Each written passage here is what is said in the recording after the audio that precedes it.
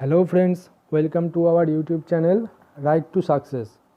আগের দিন আমরা ক্লাস 8-এর ইতিহাস বিষয়ের ওপর মডেল অ্যাক্টিভিটি টাস্কের পার্ট 1 কোশ্চেন পেপারটা কমপ্লিট করেছিলাম।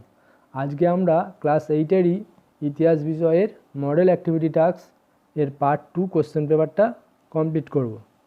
তো দেখে নাও তাহলে model activity task part 2 question পেপারটা কী দেওয়া হয়েছে। এটা হচ্ছে মডেল অ্যাক্টিভিটি পর্ষদের তরফ থেকে দেওয়া মডেল অ্যাক্টিভিটি টাস্কের পার্ট 2 এর কোশ্চেন পেপার। তো এখানে প্রথম প্রশ্নটা বলা হয়েছে যে অষ্টাদশ শতকে মুঘল শাসন কাঠামো বিপর্যয়ের সম্মুখীন হয়েছিল। এই বিপর্যয়ের কারণগুলি তুমি কিভাবে ব্যাখ্যা করবে? অষ্টাদশ শতকে মুঘল শাসন কাঠামো যে বিপর্যয়ের সম্মুখীন হয়েছিল, তো সেই বিপর্যয়ের কারণগুলো তোমাকে এখানে লিখতে হবে। ঠিক আছে, তাহলে এর উত্তরটা কী হবে আমরা দেখে নিই। এটা একটু বড় প্রশ্ন, এই প্রশ্নটা সাধারণত রচনাধর্মী প্রশ্ন, তাই এটার উত্তরটা একটু বড় হবে। তো আমি তাও যতটা পেরেছি একটু ছোট করে দেওয়ার চেষ্টা করেছি। তাহলে দেখে নিই উত্তরটা কী হবে। 1526 খ্রিস্টাব্দে বাবর মুঘল সাম্রাজ্যের যে ভিত্তি প্রতিষ্ঠা করেছিলেন, 1707 খ্রিস্টাব্দে ঔরঙ্গজেবের মৃত্যুর পর থেকে সেই মুঘল সাম্রাজ্যে দ্রুত অবনমন বা অবনতির সূত্রপাত ঘটে এবং পরবর্তী 50 বছরের মধ্যে মুঘল সম্রাটগণ নামমাত্র শাসকে পরিণত হন। এবার একটা পয়েন্ট রয়েছে, পয়েন্টটা হচ্ছে মুঘল শাসন কাঠামোর বিপর্যয়ের কারণ। তোমরা এই পয়েন্টগুলো সব কালো কালিতে করবে আর লেখাগুলো নীল কালিতে হবে। প্রশ্নগুলোও কালো কালিতে লিখবে, হেডিংগুলোও কালো কালিতে লিখবে আর সমস্ত উত্তর নীল কালিতে লিখবে। তাহলে প্রথম হেডিংটা দেওয়া রয়েছে যে মুঘল শাসন কাঠামোর বিপর্যয়ের কারণ। তো মুঘল সাম্রাজ্যের অবনতির কারণগুলি হলো, 1 নম্বর পয়েন্ট, ঔরঙ্গজেবের পরবর্তী সম্রাটদের অযোগ্যতা। সম্রাটের দক্ষতার উপর মুঘল সাম্রাজ্যের সাফল্য নির্ভরশীল ছিল। সম্রাট জাহাঙ্গীর ও শাহজাহানের সময় থেকে মুঘল শাসন কাঠামোর মধ্যে সমস্যা দেখা দিয়েছিল। ঔরঙ্গজেবের শেষ দিকে তা আরও স্পষ্ট হয়। এ সময় মারাঠারা মুঘল সম্রাটদের চারিত্রিক দুর্বলতা ও মুঘল অভিজাতদের পারস্পরিক দ্বন্দ্বের পূর্ণ সুযোগ গ্রহণ করে দাক্ষিণাত্যে মুঘল সাম্রাজ্য ছিন্ন ভিন্ন করতে সমর্থ হয়। এটা হলো 1 নম্বর পয়েন্ট। 2 নম্বর পয়েন্ট হচ্ছে জায়গিরদারি ও মনসবদারি সংকট। মুঘল আমলে মনসবদারদের জায়গির দেওয়া হতো। উন্নত মানের জায়গির পাওয়ার আশায় মনসবদারদের মধ্যে ক্রমে চরম দলাদলি শুরু হয়। সম্রাট জাহাঙ্গীরের সময় থেকেই জায়গিরদারি সংকট সৃষ্টি হয়। সম্রাট জাহাঙ্গীরের সময় থেকেই জায়গিরদারি সংকট সৃষ্টি হয়েছিল। তখন ভূমি রাজস্বের হিসাবে নানা গরমিল দেখা দেয়। সরকারি হিসাবে যে পরিমাণ রাজস্ব পাওয়ার কথা ব্র্যাকেটে জমা আর যা পাওয়া যেত ব্র্যাকেটে হাসিল, তার মধ্যে মিল থাকতো না। সম্রাট ঔরঙ্গজেব ও তার পরবর্তীকালে এই সংকট তীব্র আকার ধারণ করে। এটা হলো 2 নম্বর পয়েন্ট। 3 নম্বর পয়েন্ট, আঞ্চলিক বিদ্রোহ। বিভিন্ন অঞ্চলের জমিদার ও কৃষকদের বিদ্রোহ মুঘল সাম্রাজ্যের পতনের অন্যতম প্রধান কারণ ছিল। মুঘল যুগে জমির উপর জায়গিরদারদের অধিকার স্থায়ী ছিল না। জায়গিরদারদের বিভিন্ন জায়গায় বদলি করা হতো, ফলে জায়গিরদাররা কৃষকদের কাছ থেকে অত্যধিক হারে রাজস্ব আদায় করত। এতে কৃষকদের ওপর শোষণ ও অত্যাচার বাড়ত। মুঘল যুগের উল্লেখযোগ্য কৃষক বিদ্রোহগুলি হল জাট, শিখ ও সতনামি বিদ্রোহ। তাহলে এটা হলো আমাদের 3 নম্বর পয়েন্ট। এবার হচ্ছে 4 নম্বর পয়েন্ট। 4 নম্বর পয়েন্টটা হচ্ছে শিবাজি ও মারাঠাদের আক্রমণ। শিবাজি ও মারাঠাদের আক্রমণ মুঘল শাসনকে ব্যতিব্যস্ত করেছিল। ঔরঙ্গজেব মারাঠাদের দমন করার জন্য তার জীবনের শেষ 26 বছর দাক্ষিণাত্যে কাটিয়েছিলেন, কিন্তু তাতেও সাফল্য পাননি। এরপর 5 নম্বর পয়েন্ট, বৈদেশিক আক্রমণ। নাদির শাহের নেতৃত্বে পারসিক আক্রমণ ব্র্যাকেটে 1738 থেকে 1739 খ্রিস্টাব্দ এবং আহমদ শাহ আবদালির নেতৃত্বে আফগান আক্রমণ ব্র্যাকেটে 1756 থেকে 57 মুঘল সাম্রাজ্যের উপর চরম আঘাত হানে। উত্তর পশ্চিম সীমান্ত রক্ষা করার কোনো সুবন্দোবস্ত না থাকায় নাদির শাহ এবং আহমদ শাহ আবদালির ভারত অভিযান সহজ হয়, ফলে মুঘলদের পক্ষে আর ফিরে দাঁড়ানো সম্ভবপর হয়নি। এরপরের পয়েন্ট, মূল্যায়ন। উত্থান পতন প্রকৃতির নিয়ম হলেও মুঘল সাম্রাজ্যের পতনের ক্ষেত্রে উপরোক্ত কারণগুলি দায়ী ছিল। জাতীয়তাবোধের অভাব আর্থ-সামাজিক পরিস্থিতির পরিবর্তন রাজনীতিতে গভীর প্রভাব বিস্তার করে। যোগ্য কর্মচারী বা আমলা শ্রেণীর দক্ষতা দেখা যায়নি। এর ফলস্বরূপ মুঘল শাসন কাঠামো বিপর্যয়ের সম্মুখীন হয়েছিল। তাহলে এই হলো আমাদের 1 নম্বর প্রশ্ন, অর্থাৎ অষ্টাদশ শতকে মুঘল শাসন কাঠামো বিপর্যয়ের সম্মুখীন হয়েছিল। এই বিপর্যয়ের কারণগুলো আমরা ব্যাখ্যা করলাম। এরপরে আমরা পরবর্তী প্রশ্নের দিকে এগিয়ে যাব। এর পরের প্রশ্নটাই বলা হয়েছে যে জমি জরিপ ও রাজস্ব নির্ণয়ের ক্ষেত্রে ব্রিটিশ ইস্ট ইন্ডিয়া কোম্পানির পদক্ষেপগুলির একটি তালিকা তৈরি করো।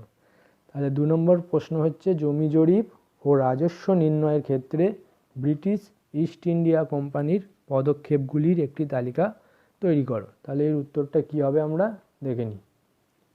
ভারতে ঔপনিবেশিক প্রশাসন রাজস্ব ব্যবস্থা বিষয়ে নানা রকম পরীক্ষা নিরীক্ষা চালিয়েছিল। তার মধ্যে জমি জরিপ করা ও তার ভিত্তিতে রাজস্ব নির্ণয় করার প্রক্রিয়াটি খুব গুরুত্বপূর্ণ ছিল। কোম্পানি যে পদক্ষেপগুলি গ্রহণ করেছিল সেগুলি হলো: প্রথম পয়েন্ট, জমি জরিপ। 1757 খ্রিস্টাব্দে পলাশির যুদ্ধের পর রবার্ট ক্লাইভ নতুন জমিদারি জরিপের জন্য একদল জরিপদের খোঁজ করতে থাকেন। অবশেষে 1760 খ্রিস্টাব্দে ফ্র্যাঙ্ক ল্যান্ড নতুন 24 পরগনার জমি জরিপের কাজ শুরু করেন, তবে তার অসমাপ্ত কাজ শেষ করেন হগ ক্যামেরন। এবার 2 নম্বর পয়েন্ট, নদীপথগুলির জরিপ। 1760 খ্রিস্টাব্দে ফ্র্যাঙ্ক ল্যান্ডের হাত ধরে বাংলা তথা ভারতে যে আধুনিক জমি জরিপ ব্যবস্থার সূচনা হয় তা জেমস রেনেল এর উদ্যোগে কার্যকরী প্রতিষ্ঠানের রূপ লাভ করে। জেমস রেনেলকে ভারতে আধুনিক জমি জরিপ ব্যবস্থার জনক বলা হয়। 1776 খ্রিস্টাব্দে কোম্পানি জেমস রেনেলকে ভারতের সার্ভেয়ার জেনারেল বা জরিপ বিভাগের প্রধান নিযুক্ত করেন। তার উদ্যোগে 1760 খ্রিস্টাব্দে বাংলার নদীপথগুলি জরিপ করে 16টি মানচিত্র তৈরি করা হয়। ফলস্বরূপ দেওয়ানি লাভের পর সুষ্ঠুভাবে রাজস্ব আদায়ের জন্য জমি জরিপের গুরুত্ব বৃদ্ধি পায়। এরপর 3 নম্বর পয়েন্ট, বোর্ড অফ রেভিনিউ। বক্সারের যুদ্ধের পর ও দেওয়ানির অধিকার পাওয়ার ফলে ক্রমেই বাংলার জমি জরিপ করে রাজস্ব নির্ণয় বিষয়ে কোম্পানি তৎপর হয়ে ওঠে। 1770 খ্রিস্টাব্দে মুর্শিদাবাদে কম্পট্রোলিং কাউন্সিল অফ রেভিনিউ নামের একটি কমিটি গঠন করা হয়। আরও আলাদা একটা রেভিনিউ বোর্ড গঠিত হয়। যার নাম হয় কমিটি অফ রেভিনিউ। 1786 খ্রিস্টাব্দে কমিটি অফ রেভিনিউকে নতুন করে সাজিয়ে তার নাম দেওয়া হয় বোর্ড অফ রেভিনিউ। এটি রাজস্ব সংক্রান্ত বিষয় দেখাশোনা করত। এর পরের পয়েন্ট ইজারাদারি ব্যবস্থা। এটা আমি নীল কালিতে লিখে ফেলেছি পয়েন্টটা, তোমরা এই পয়েন্টটা কালো কালিতে লিখবে। 1772 খ্রিস্টাব্দে ওয়ারেন হেস্টিংস নদিয়া জেলায় একটি নতুন ভূমি রাজস্ব বন্দোবস্ত চালু করেন। সেই বন্দোবস্ত অনুযায়ী যে ব্যক্তি জমির নিলামে সবচেয়ে বেশি রাজস্ব দেবে তার সঙ্গে কোম্পানি ওই জমির বন্দোবস্ত করবে। 5 বছরের জন্য ওই জমি ওই ব্যক্তিকে ইজারা দেওয়া হতো। তাই এই ব্যবস্থা ইজারাদারি ব্যবস্থা নামে পরিচিত। এর পরের পয়েন্ট একশালা বন্দোবস্ত।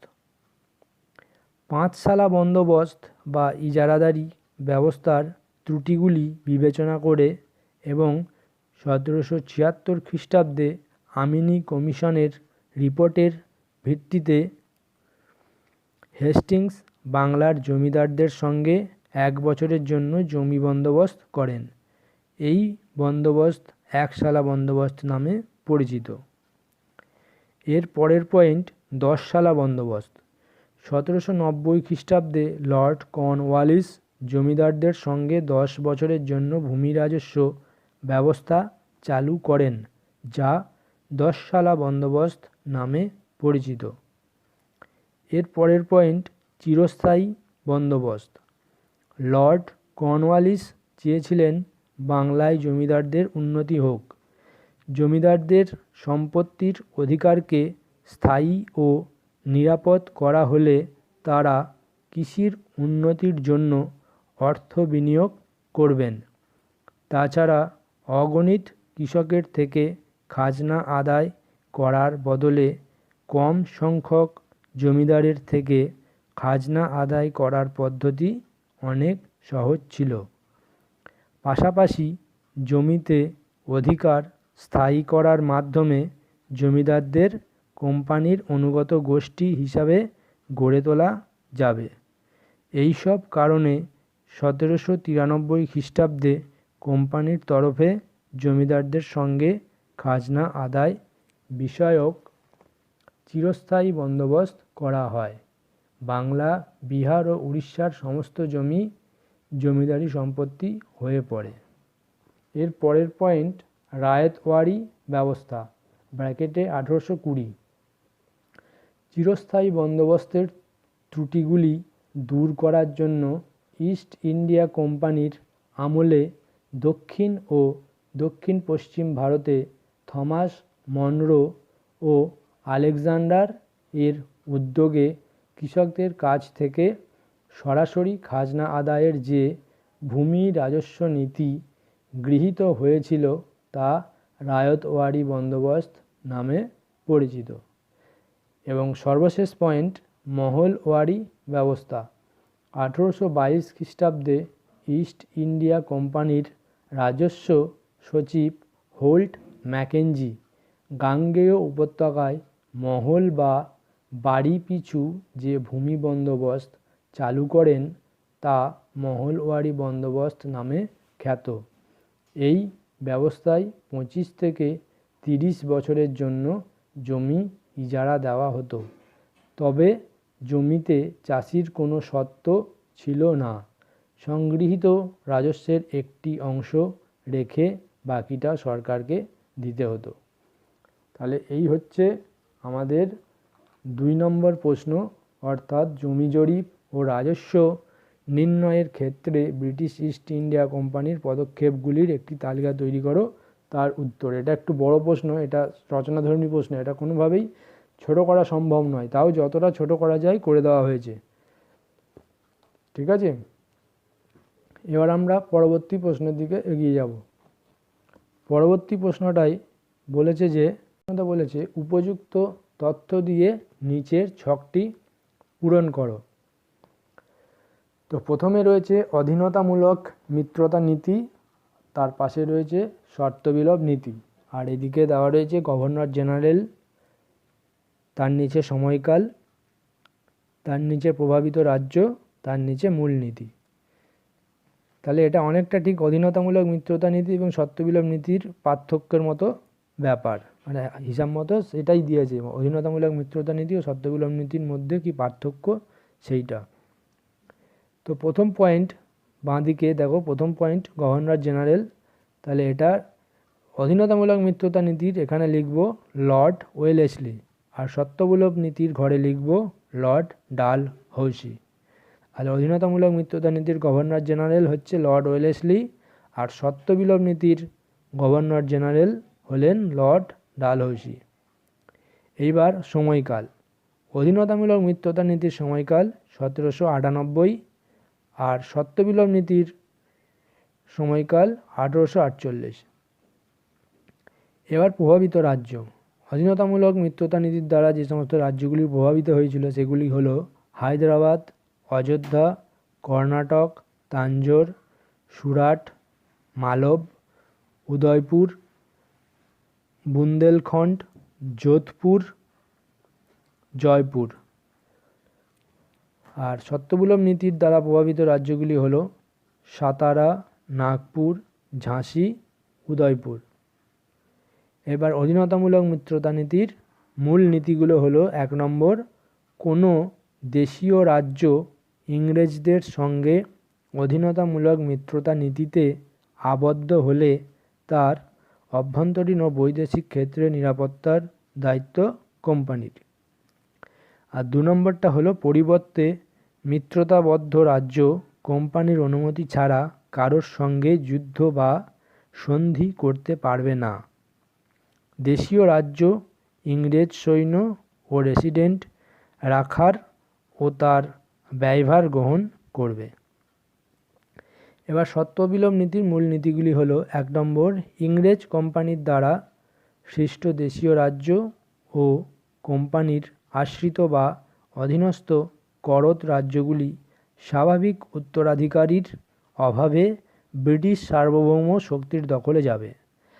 এর 2 নম্বর হচ্ছে, কোনো দত্তক পুত্রের উত্তরাধিকারীর দাবি গ্রাহ্য হবে না।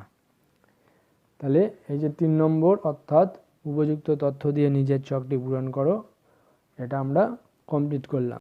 তো তোমরা এগুলো খাতাতে সুন্দর করে লিখবে, প্রথমে প্রশ্ন লিখবে, তার নিচে তার উত্তর লিখবে, হাতের লেখা অবশ্যই সুন্দর করবে, খাতা যতটা সম্ভব পরিষ্কার পরিচ্ছন্ন করার চেষ্টা করবে। ঠিক আছে, আজকে এতটাই। আর এর পরের দিন আমি এই ইতিহাসেরই ক্লাস 8-এর ইতিহাসেরই মডেল অ্যাক্টিভিটি টাস্ক পার্ট 3 নিয়ে তোমাদের কাছে আসব। তো পার্ট 3 পাওয়ার জন্য তোমাদেরকে একটা কাজ করতে হবে, আমাদের এই চ্যানেল রাইট টু সাকসেস, এটা অবশ্যই তোমাদেরকে সাবস্ক্রাইব করতে হবে। সাবস্ক্রাইব করলে কী হবে, আমি যখনই কোনো ভিডিও আপলোড করব সেটা তার নোটিফিকেশান তোমাদের কাছে চলে যাবে। তাই চ্যানেলটা সাবস্ক্রাইব করবে আর পাশে থাকা বেল আইকনটি টিপে দেবে। আর তোমরা কি করবে, এই ভিডিওগুলো লাইক করো আর তোমাদের চেনা পরিচিত বন্ধুদের মধ্যে একটু শেয়ার করে দিও। এর ফলে তোমার সাথে সাথে তোমার বন্ধুদেরও একটু উপকার হবে। আজ এতটাই থাকলো, পরের দিন আমরা অন্য একটা প্রশ্নপত্র নিয়ে তোমাদের মুখোমুখি হব। ততদিন তোমরা সবাই সুস্থ থেকো, ভালো থেকো।